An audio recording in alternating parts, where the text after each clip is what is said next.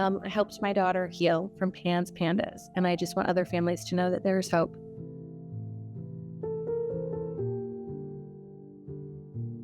So when when Reese was first born, within hours, maybe the first day or so of her being born, she had swollen lymph nodes on the back of her, on like the back of her neck. And I brought her to her doctor and I said, "Hey, this is kind of odd. What do you think?" And he was like, "Oh, that's abnormal. We don't normally see that on an infant." And I brought her into her pediatrician, and her pediatrician said, "She's too young to diagnose her with asthma, but we're going to call it obstructive airway disease." And so I had to start giving her nebulizers twice a day, pretty much from 4 months old onward. She, within that first year of life, had numerous ear infections. She had complications with her asthma. When she was 18 months old, she was hospitalized with RSV for a few days and had a respiratory therapist. She'd had probably 9 ear infections just back to back to back. And so before she was 18 months old, she probably had at least 12 rounds of antibiotics. I started noticing an uptick in just kind of some little quirky behaviors. She would have these little rituals, these little kind of transient tics that we would call them. And I took her to their pediatrician and I said, "What do you think?" And they're like, "She's just spirited. She'll grow out of it." And like in my gut, I knew something was brewing and something wasn't quite right. We went to another pediatrician and I said, could she possibly have ADHD? I feel like there's something going on. And the pediatrician is like, "She's spirited, but she's fine. It's just her." The transient tics that before, where it was like maybe she had a threshold to cross the doorway ritual, it would hang out for about 6 or 7 weeks and then it would like go dormant. And then it would pop up as something else. And then it was a seatbelt ritual, the way she put her seatbelt on. And if it wasn't done in exactly a certain order, she would get really frustrated and we have to start all over again.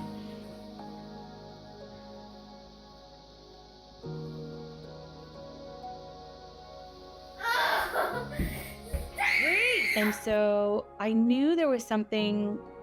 As a mom, you just know there's something going on.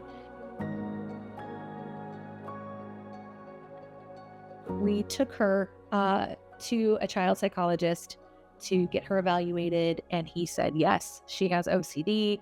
And within a visit or two, he realized that the behaviors my daughter started exhibiting towards her sister had increased exponentially. If my daughter coughed, she would do a ritual. If my daughter sneezed, if her sister sneezed, she would do a ritual. If her sister brushed up against her or sat next to her at the dinner table and they touched, she would have to wipe off the germs and do like an OCD ritual. And the child psychologist is like, she's tagged her sister as a germy person. And so and unbeknownst to us, there was an underlying infection. And so this infection is brewing in her system, but the outer symptoms was these OCD flares. Reese wouldn't use plates out of the dishwasher because she felt they were contaminated because Mackenzie had used a plate. She couldn't be sure if her sister had used that plate. So she was using paper plates and plastic forks.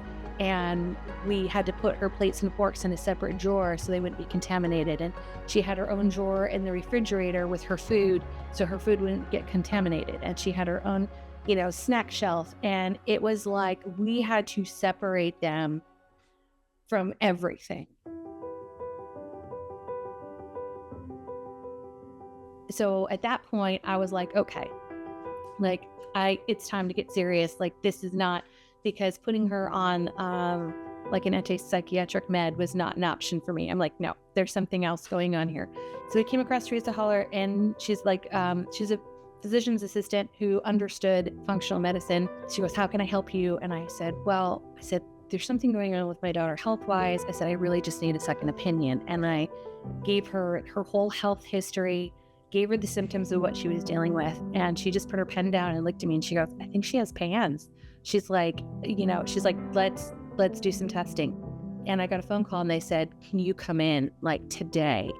So my husband and I went into the office on Monday and sat down, and she said, I got a phone call after hours from one of the technicians after they ran your daughter's blood work. They said in 2017, it was the highest levels they had seen across the board. And like her brain was just on fire. Like the levels were 2 and 3 times higher than, what they were supposed to be. And so she's looking at me going, I don't know if I can help you. She's like, we might have to send you to New York. She goes, well, let me see if I can figure out where to send you. And I said, well, what would you do? And she said, honestly, we need to bring down the inflammation in the brain. And she basically explained to me, we had found out through blood work that she had a mycoplasma infection, which is basically the bacteria that does walking pneumonia, same bacteria. And it is a bacteria without a cell wall, so it replicates very quickly. So one of the questions Teresa asked me is, well, how long has it been since your daughter's had a fever? Because we can see that she has had these infections. When was the last time she had a fever? And I was like, it's been like 3 years. And I didn't realize it, but she had lost her fever response somewhere along the way because she was still getting sick. And when she would get sick, her body, instead of having a fever response, it would mount a histamine response. So she'd have a histamine response to viruses and bacteria, which when you have a histamine response causes like the autoimmune antibodies to increase in your body. Her math skills regressed. She had been at a 7th grade level. We had to get her tested with a math teacher, and she tested out at the 2nd grade level because the infection had gotten so bad. So her math regressed, her handwriting regressed, her speech regressed. And we did 3 or 4 rounds of azithromycin, which was the best antibiotic for her mycoplasma. And as we did the azithromycin, and then we started layering in some herbals like Panella and just things that would help her lymphatic system. We did antibiotics for a few months, and then we switched over to herbals, and the herbals were amazing. Just turned the volume down on her OCD. It was gentler on her body. It was gentler on her gut microbiome.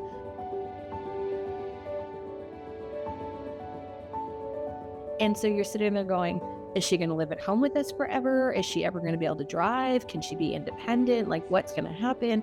To, oh my goodness, like, yes, we trust you to actually get behind the wheel of a car. Yes, you can get a job. Yes, you have friends. Yes, you can do all these things. Okay. And so we had a math tutor, we had a speech therapist, we had like a team of doctors basically just helping with different pieces. And like, she's doing so amazing now. And like, you would never know.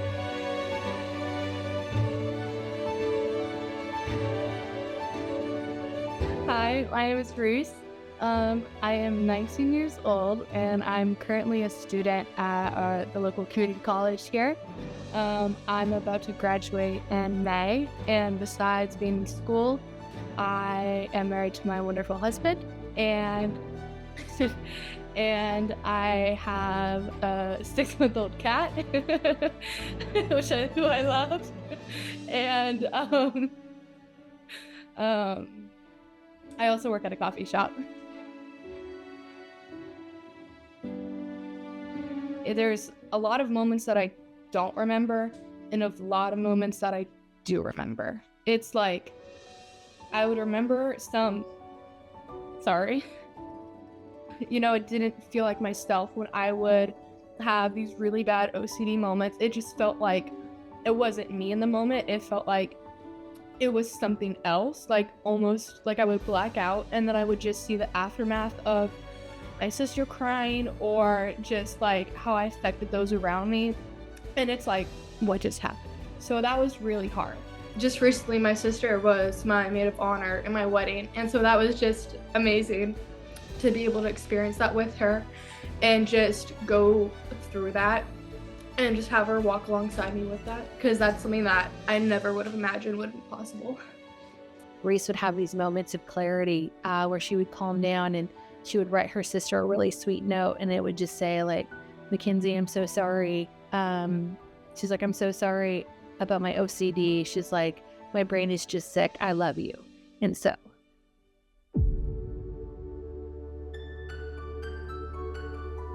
I think that was the hardest thing, is I was actually embarrassed by her.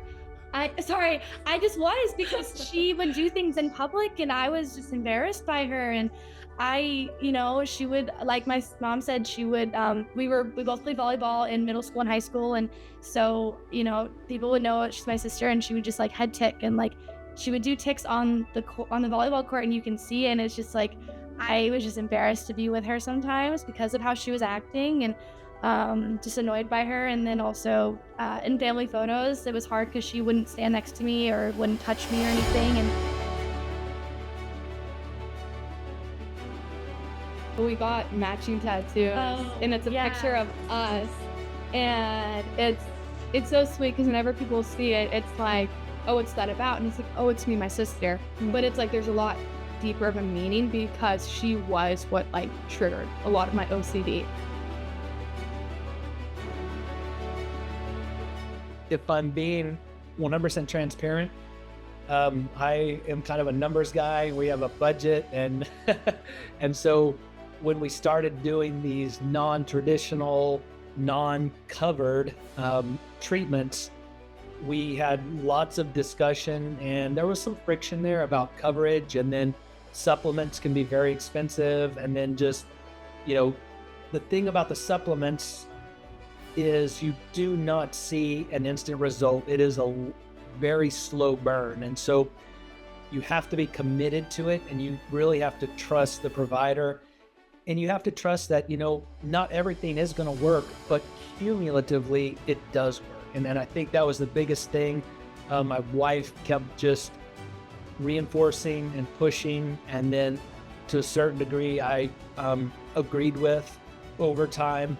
And ultimately it's like, you just got to realize that the health and welfare of your kid is more important than anything. The moms have got this spidey sense. They just know with their kids, and the dads to a degree have to just trust that.